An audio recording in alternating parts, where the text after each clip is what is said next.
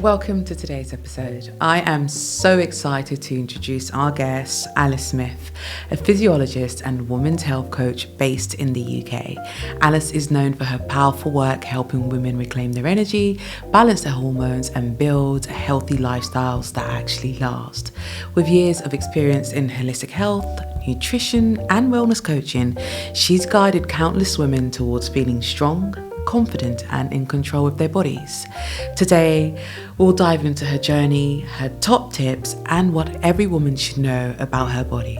Get ready for a truly empowering conversation. What inspired you on your journey to women's health coaching, and how has it evolved over time? First of all, thank you so much for having me come on. It's any opportunity that I get where I can actually just kind of spread more knowledge, empower more women to actually understand what their bodies are doing and take back control over their health, I'm going to take it. In terms of my journey into health coaching, I think it's not very glamorous, and it's probably not like what a lot of people would like to hear, but I think it actually started when I was a young girl and my kind of obsession of being skinny and trying to be smaller, which I feel like a lot of girls will resonate with, because that's what we view, like in my head, that's what I saw on TV and in magazines, and like in my family, the women that I was around, was it's like constantly this obsession of trying to lose weight and be smaller, and I thought that was what health was as well. So I think that's where I first started focusing on what I was eating and how I was exercising, but it was what I thought was in a healthy way was actually the opposite completely. So I was like counting calories, really restricting them, like 1,200 calories a day, whilst like obsessively doing running and cardio and gym classes. And my kind of goal of when I'd achieved what I wanted to achieve was that I would lose weight, which is crazy because I didn't need to lose weight.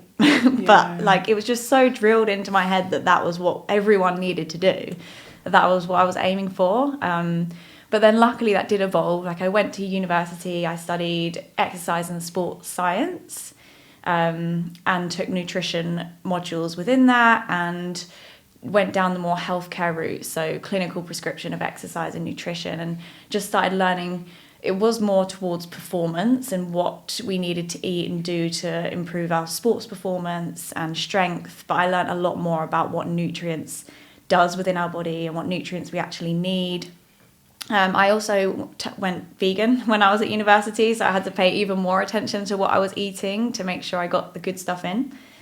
I'd still say it was kind of very disordered the way I thought, but it was growing. It's a very slow process. Like it's not going to change overnight, but the way I thought about food and exercise was still disordered, but it was changing. It was evolving.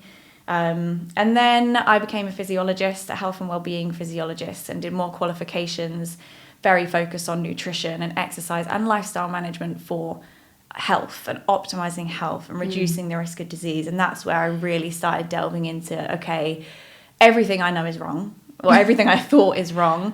I need to be eating more. I need to be getting more on my plate. Am I getting more protein? Am I getting more healthy fats?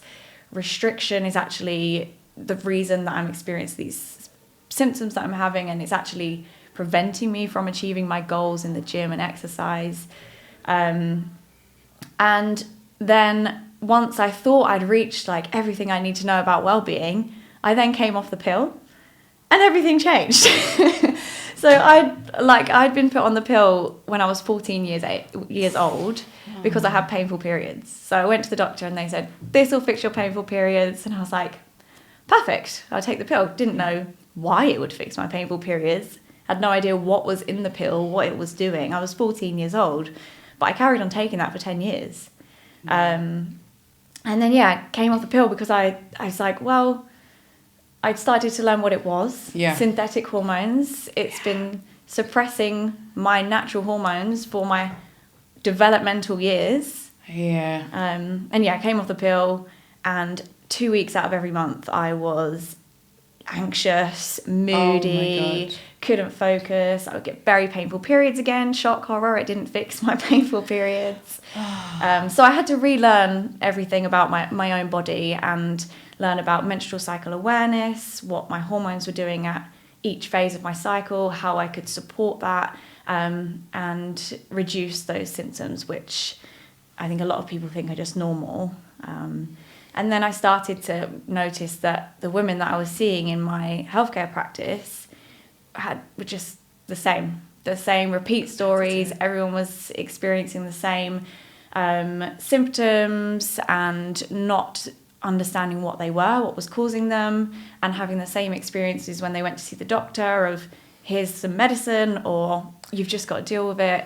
And it just, I'd say it frustrated me. It made me angry. And I feel like that's what's led me to what I do today, which is focusing on working solely with women and kind of teaching them, or I don't like the word teaching, but empowering them with the knowledge that they have so much more control over their hormones and their symptoms and their body than they think, and kind of helping them with that. It's so funny you mentioned the pill, because when I was diagnosed with PMDD, that's the first thing that they just kind of threw, go on the pill. And I was like, no, I don't want to do that, because I was on the pill from the age of 15, and I don't think my body liked it. I think people like you should be the middle point between the doctors or the general practitioners and the patients, because you understand you've done the research, you've done the work, and you've got experience yourself. So the middle point between the general practitioners and the patient, gosh, it's crazy. The thing that's really important to remember, and I'm never dissing doctors, because they are trained in medicine and they are doing their job by giving you medicine that is going to stop your symptoms. But a lot of these problems aren't because they don't need medicine to start with. Some of them do. Some of them I'm very much for have medicine because it's going to improve your quality of life. Yeah. But a lot of them are manageable first port of call with lifestyle tweaks, and that's where we need to go first port of call, I think. Wow. Which leads me to the next question. So how do you define true wellness for women in today's world, with everything that we've got going on? And there is so many things being thrown at us. Do cardio, don't do cardio. Take supplements, don't take supplements. This, and you're just what? It's so much. So how do you define true wellness for women in today's world? I think that what you've just said is a major key to this, but I think true wellness is having the knowledge and being empowered with knowing what is going to impact your body in what way. So I think a lot of women at the moment are kind of very disconnected from their own health and their own body. And wellness for me, and what I want to kind of do ideally on the masses, but with every woman that I meet, is to say you have so much more control over your health than you have been told before, you've been taught. So I think every woman, I shouldn't be a specialist in women's health. Before you carry on, I'm so sorry to have stopped your thought process, and this is so rude of me, but you said something. You said you've been taught before you've been, what was that line you've just used a minute ago? Oh my God, that was amazing. You said you know so much more than you've been taught. Oh yeah, something like that. Wow. You've been taught before you've been shown, or something. No, you've been told before you've been taught. Which is okay, we just get told, take the supplements, take this, take that, but actually show me. So anyways, carry on. I apologize. That's just really, that was amazing. Yeah. I can't remember where I was at now. So women's health in today's world, what do you define as true wellness? Yeah, so just understanding what you have control over, and how the things that you do in your lifestyle impact the way you feel and these symptoms that you're having. So ideally, true wellness would be feeling energized and well rested, vibrant, calm, clear-headed.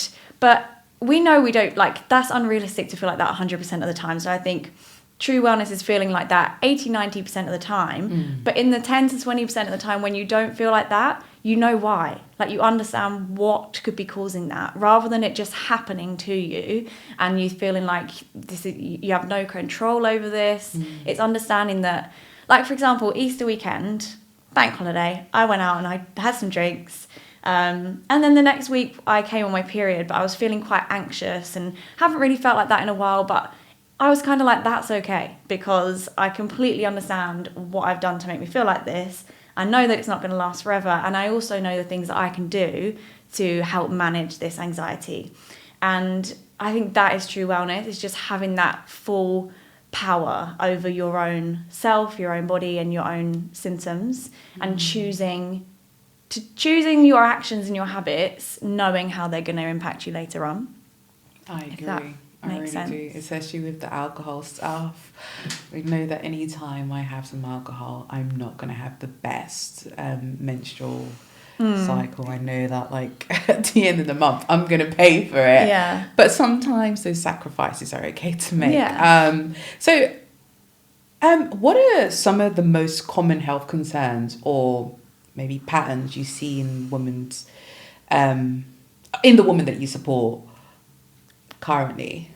So I think there's so many different symptoms and patterns, but the most common is the ones that we're told, oh, that's normal, you just have to put up with it. And that's things like mood swings, anxiety, kind of going off the rails a bit a week before your period, maybe even the week of your period, painful periods, really heavy periods, bloating, energy crashes, all these things where you're like, oh, it's just my hormones. Yeah, it is, but there's a reason. Like, your hormones aren't the problem. They're telling you that something is wrong or something needs tweaking. So it's, women don't feel like themselves like 1 or 2 weeks out of every single month, and that's kind of just things they just have to put up with. And no, it's really not. There are lots of things that you can do to take back control over that and feel better. But then there's also the more pathological symptoms that a lot of women I see are experiencing, and that is a little bit more tricky because it's not necessarily curable. So things like PCOS, endometriosis, adenomyosis, PMDD, perimenopause, that's very common with a lot of the women that I work with as well.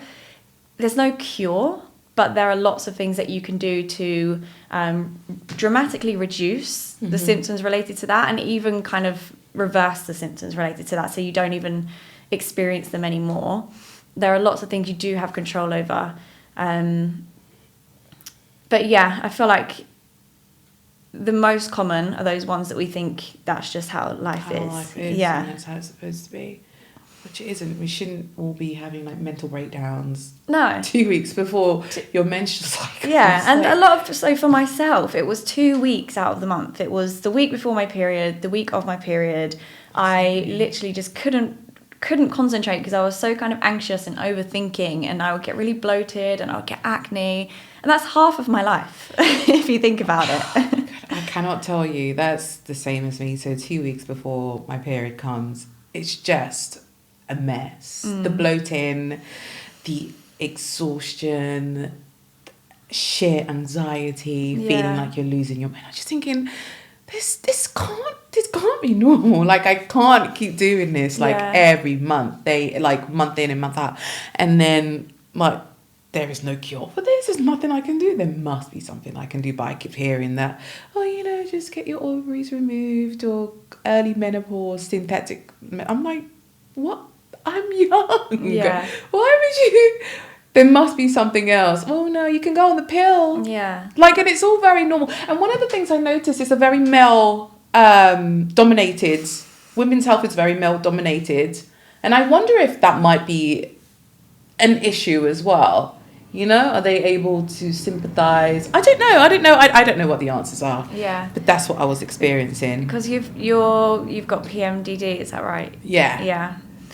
Yeah, and the thing is, it's not, so a lot of people think that that's just like, oh, you just got a really bad period.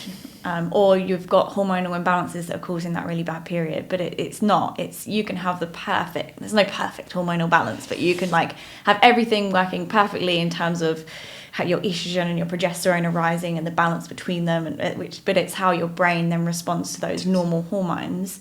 And then in those situations like that where, okay, for actually getting a better quality of life for some women, hormonal contraception is the best choice, but it's not the only choice. And there are things that you can do to help to improve those symptoms naturally, and it's best to do those first and see how that works for you before thinking about more medical. And the fact that early menopause and removing your ovaries is just thrown around so like easily. I hear this all the time. Yeah, I hear this all the time where they're like, well, I can just remove my ovaries. It's like the menopause is such a dramatic change, and it's not just, oh, you won't have a menstrual cycle and you can't have children. It's like, no, you lose your estrogen and your progesterone, which have so many other jobs in your body, and it's just crazy that is just thrown down as an option so easily. To me, that's crazy anyway.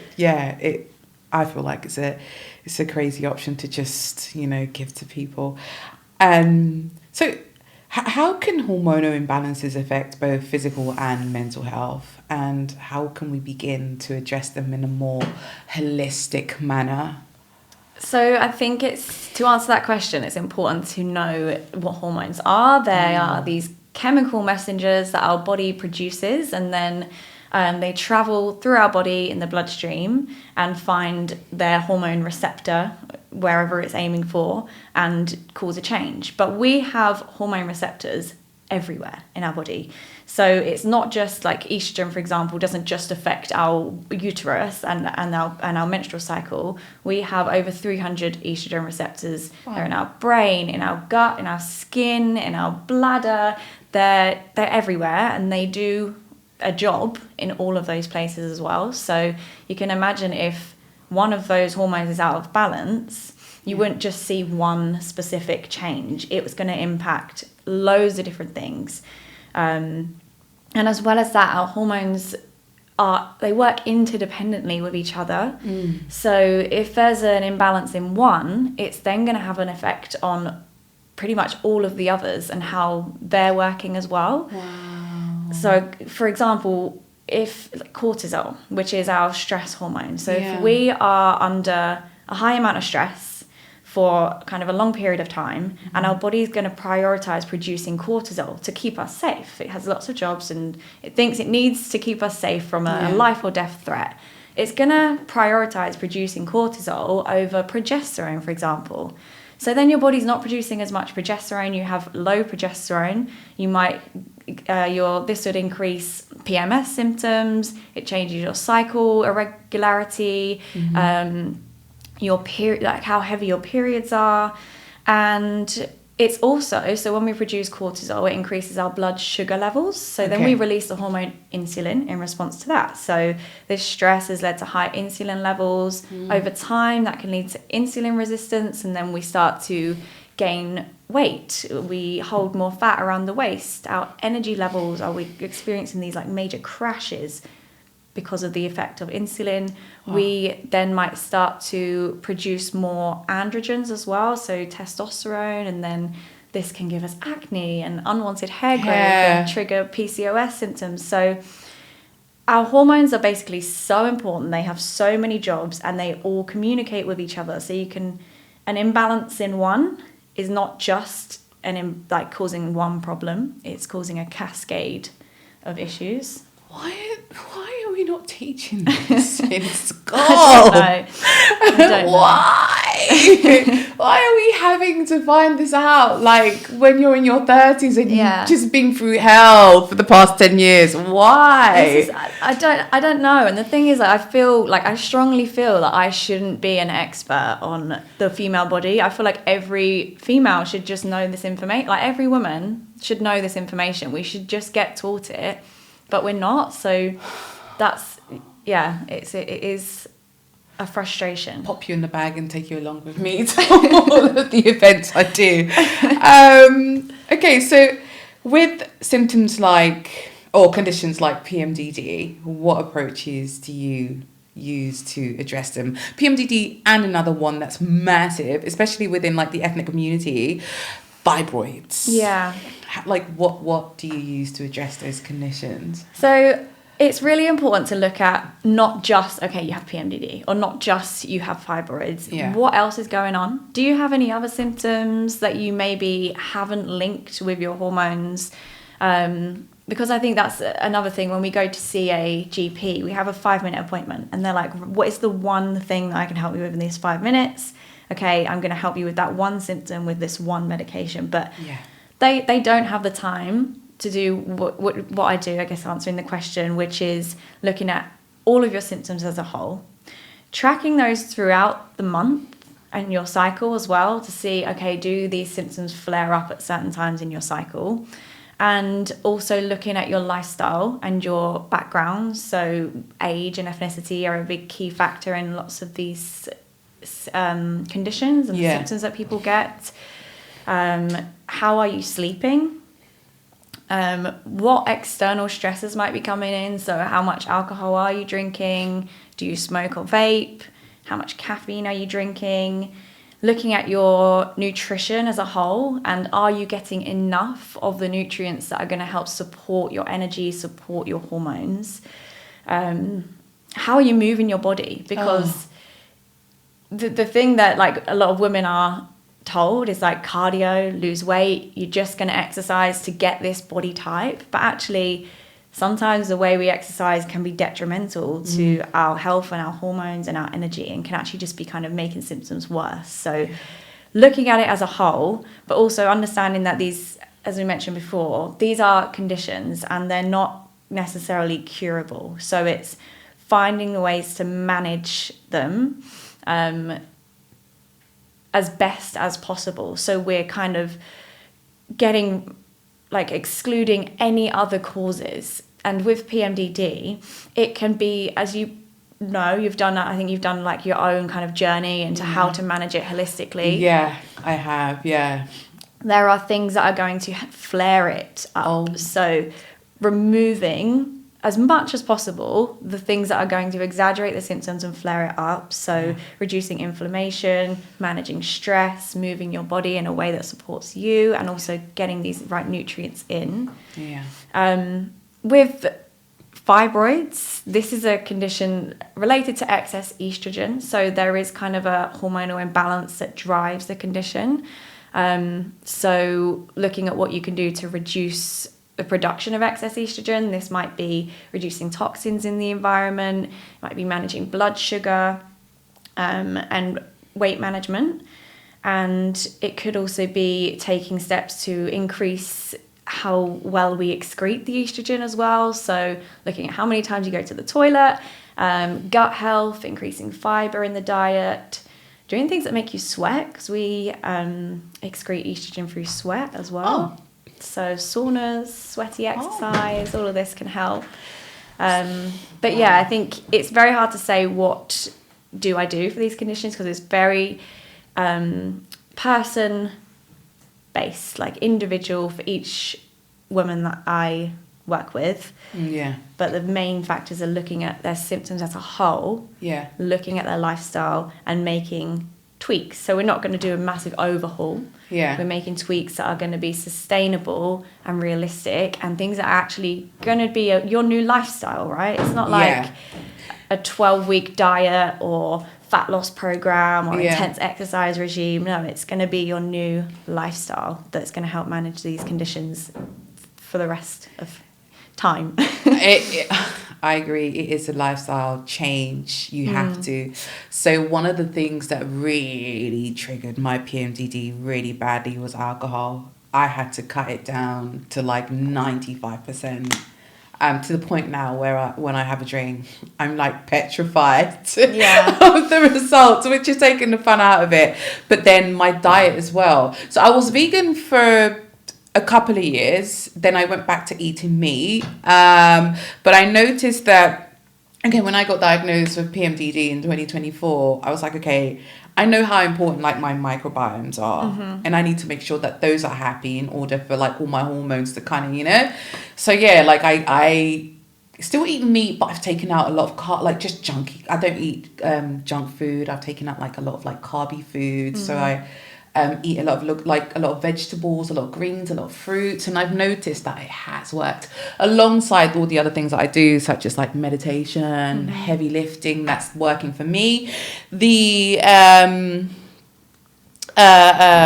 running and stuff like for me is a no, but the heavy lifting, that works. Yeah. So it is a combination of things that you have to do. For me, at least, as somebody who suffers from these conditions, I've noticed that if you do make lifestyle changes, it does work. Yeah. It does. It does work. So I guess the next question is, what approach or what societal pressures and misinformation contribute to women's health struggles at the moment? There is so much. I know. This is a juicy question. I know. I think I guess there's different. You can come at this from different ways. The pressure to be smaller, which apparently we're getting past, but Girl. I feel like we are, but I think then it's just the side of social media that I'm on is much better now. And then if I delve into someone else's social media, I'll see these things that even other coaches that are putting on, and I know they're using like lose this much weight in this much time to sell their product. Like fine, it works, and that's because you're telling people that they need to lose weight. And with my clients, I don't ask their weight. I never ask their weight, and we never track weight because it just doesn't matter. Like if you're focusing on the habits that are going to help improve your blood sugar management, getting enough of the right nutrients in, and reducing toxins from your environment and food, you're probably going to lose weight, but that's like another side effect. We're looking at what's actually going to make you feel better. So I think the pressure to be smaller, because it makes women restrict food, and your body needs food. Guilty. Yes. So this is what I was doing. I was just eating, I had like a breakfast biscuit and then salad. But then I would binge because my body was like, please feed me. So I would be like, uncontrollable binging, obviously just because I wasn't getting enough nutrients, and it's just so harmful because we're cutting out carbs, we're cutting out fats, we're really restricting our calories, and our body then gets stressed and we start to deprioritize our menstrual cycle. People are struggling with fertility, and it's all because their bodies doesn't feel nourished. So I think that's a big one. And I also think this stigma that women's health issues are women's issues and just something that we have to put up with, because that's what we hear when we go to the doctor quite a lot. And that's what breaks my heart with a lot of the women that I work with that come in, they've got fibroids and extremely heavy periods, or they've got endometriosis and they're in unbearable pain every single month, and they either haven't been diagnosed yet, so they don't have a clue what they're dealing with and how to improve the symptoms, or they've been diagnosed and been told there's nothing you can do about it, and that just what's the word I'm looking for? It's like deprioritized, or it's just not cared about, basically, because it's a women's issue. I think. I know what everyone says. If men had to deal with endometriosis, there would have been a cure 50 years ago. I agree. You're not the first person to say that. I had Dr. Anna Short here, and we was talking about PMDD, which is a condition I suffer from. And she said, listen, if we were talking about removing men's testicles, I promise you there would have been a cure 20 years ago. I was like, do you know what? I agree with that sentiment.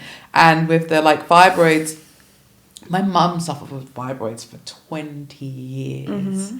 She had them removed 2 years ago only. They removed 20 fibroids from my mum's uterus.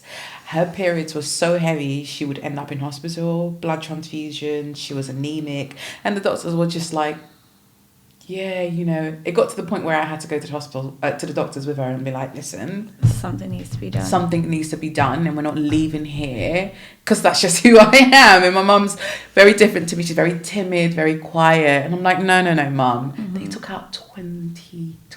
I was like, this is insane. She was living with it for 20 plus years, and they were just like... This is something that I see a lot, because I work in, I have a clinic in our hospital in East London once a week, and it's with the staff of the hospital, and a lot of those staff are black women. Yeah. And the fibroids are so common, and in older black women, and I feel like older women in general, older black women they're just not taken as seriously in healthcare with the complaints that they're making, and also aren't being told what it is and what they can do to take control over it, and it's just resulting in stories like this where I hear over and over again where it's like, well, they finally looked or they finally did something and it was as serious as 20 fibroids. But also a lot of women like your mum who just won't stand up for themselves or will believe, because doctors are very clever. They've done a lot of training. They've done years and years of university, and they know what they're talking about. So you're not going to easily kind of argue with a doctor. But I think that's what I really want to empower women to do. And it's not necessarily argue with the doctor, but it's go to the doctor's appointment with all the facts. You know, go with the receipts.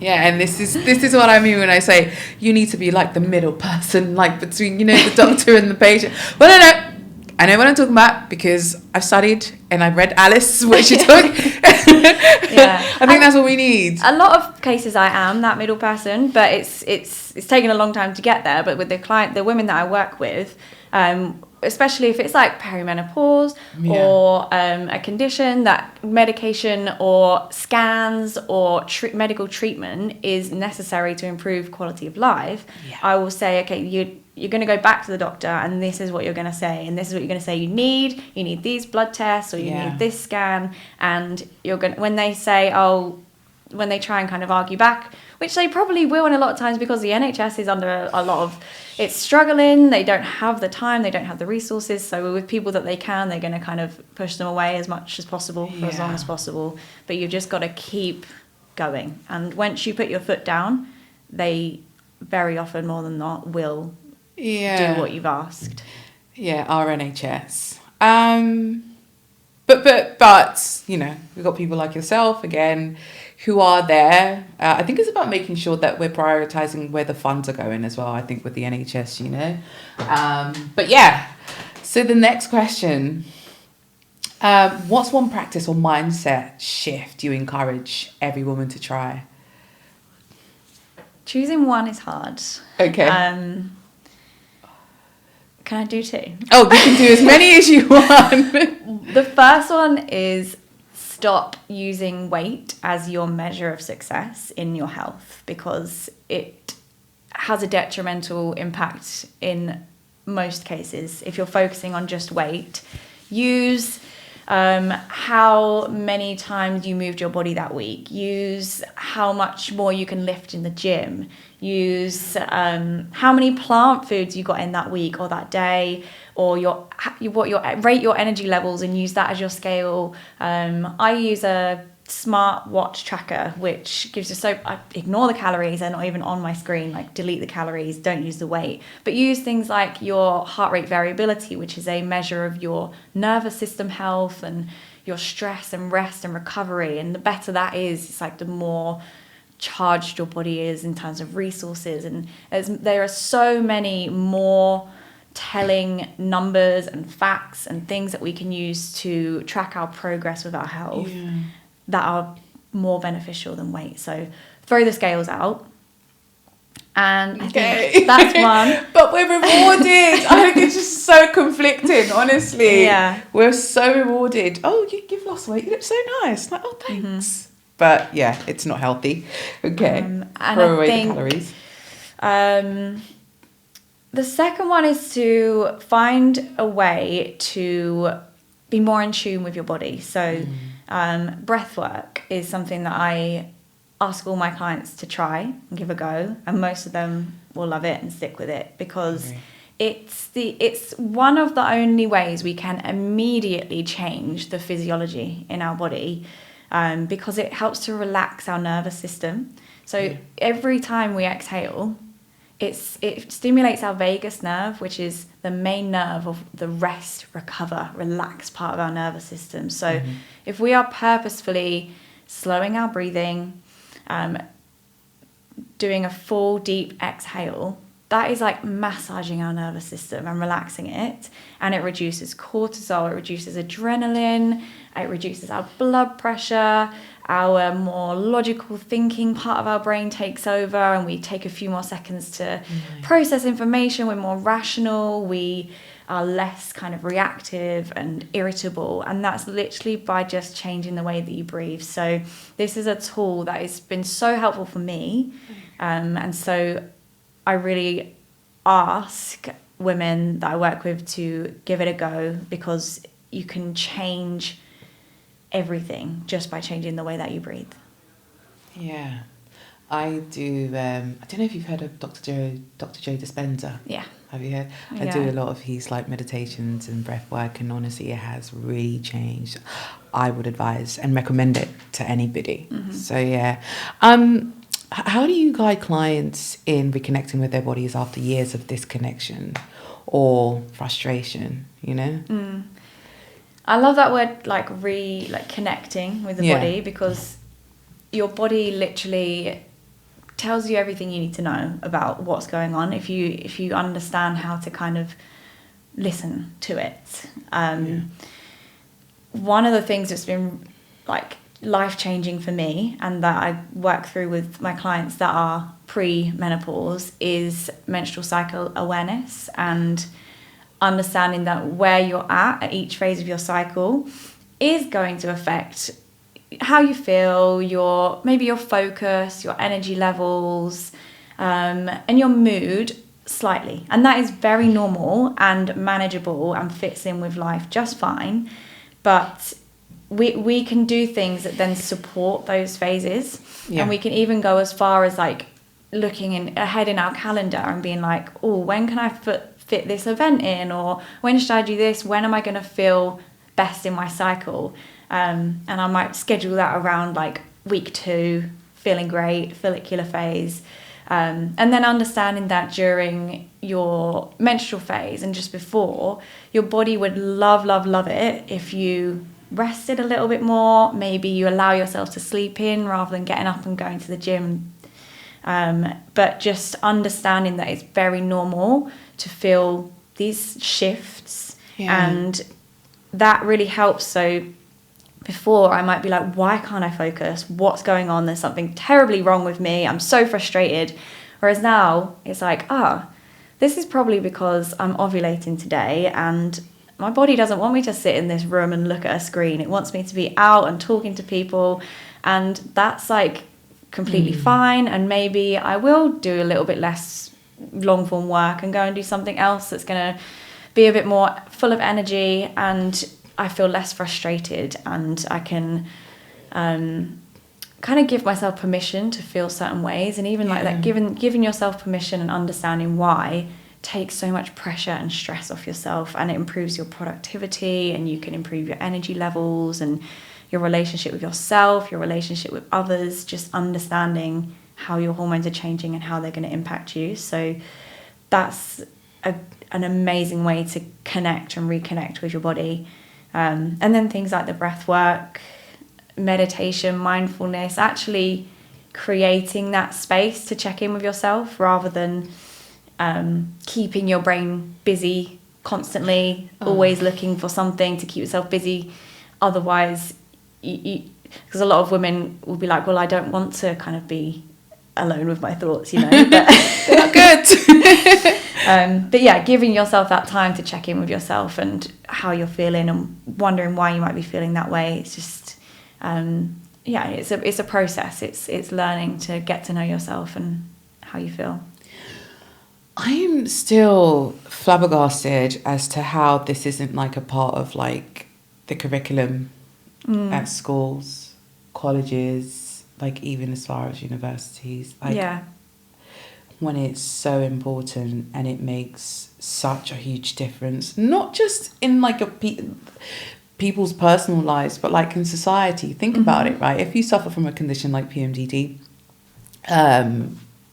or fibroids, whatever it may be, and you don't know what you have or how to deal with the condition to alleviate those symptoms, it means like you're possibly maybe spending 2 weeks of the month just at home being lost, bedbound in most cases, when you could be out giving back to society, to the economy. Like, I wonder how, like, you know, the people who create the curriculums and make all of the rules of the world don't see things that way, you know? They're male. Well, that's the answer. That's the answer. I was just like, somebody should really start thinking about this, you know? But hey ho. So the other question I was going to ask is, is this about yourself now? Because you give so much, and we know giving is your energies, and so how do you stay grounded and protect your own well-being, like, and when you're holding space for other people? I think this is quite tricky for me, because my answer to this would always change, because routines are so important. So making sure that I do things that are going to benefit me for the day as soon as I wake up in the morning, before I go to sleep at night. So when I wake up in the morning, I will never look at my phone. So it's on the side because it's my alarm, but it's on like silent. It's on do not disturb. So I just switch my alarm off, and I will not pick my phone up, because then if you pick your phone up first thing, you're reacting. You're not choosing how you want to feel. You're instantly going, there's something and I'm feeling a way about that thing, and I'm feeling a way about the next thing. So you're just reactive. So not looking at my phone is so important. And I do even if I don't do a full breathing exercise, I'll make sure I just focus on my breath, do a few deep breaths, ground myself, see how I'm feeling. I'll move my body in the morning. I'll make sure I get out in the sun, get sunlight. And I'll do all these things, high protein breakfast always. I'll do all of these things before I jump into my day. And that is so, so important to kind of ground me and understand how I am feeling that day. And then I will always prioritize sleep. So oh my god, I feel like I need an episode on its own, sorry, about sleep. But sorry, do carry on.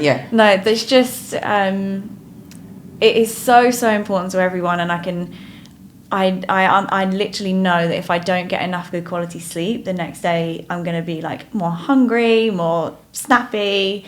I'm not going to be able to focus. So I always have, even if it's just like 20 minutes before bed, I'll always have a little wind down routine where I switch all my screens off, and I'll maybe do a few slow deep breaths again. I'll read my book. And I'll just make sure I get enough good quality sleep. And though bookending my day, I think, is the most important thing.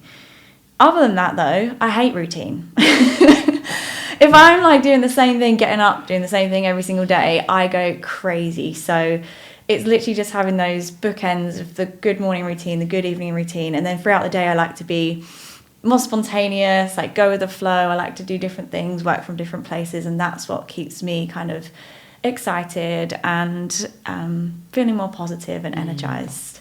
Nice. Not too dissimilar from mine.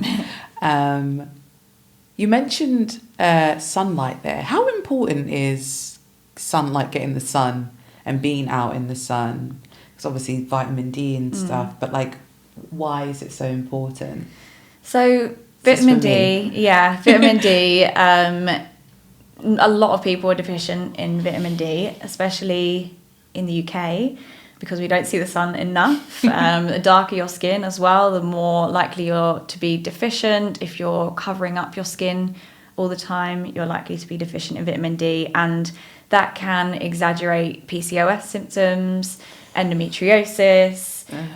It's involved in our energy levels, in our mood, and our bone health. So being deficient in vitamin D can cause a lot of issues in the present, but also down the line. But then there's also the actual light from the sun.